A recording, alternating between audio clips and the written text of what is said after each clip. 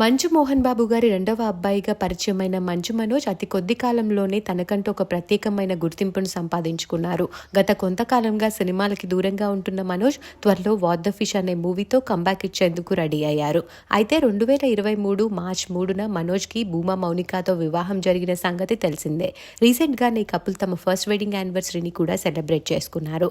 మనోజ్ మౌనికాలు త్వరలో పండంటి బిడ్డకి జన్మనివ్వబోతున్నట్టు అనౌన్స్ చేశారు.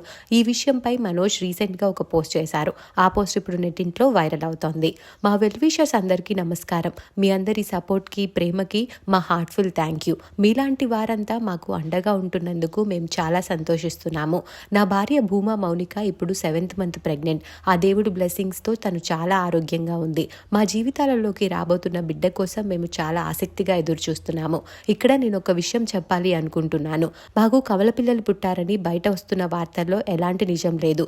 సమయం వచ్చినప్పుడు మేమే స్వయంగా మా ఆనందాన్ని మీ అందరితో షేర్ చేసుకుంటాము. మా ప్రమేయం లేకుండా బయట వస్తున్న రూమర్స్ని మీరు పట్టించుకోవద్దు అంటూ పోస్ట్ చేశారు మనోజ్ దంపతులు పండంటి బిడ్డకి జన్మనివ్వాలని వారి ఫ్యాన్స్ కోరుకుంటూ కామెంట్స్ పెడుతున్నారు.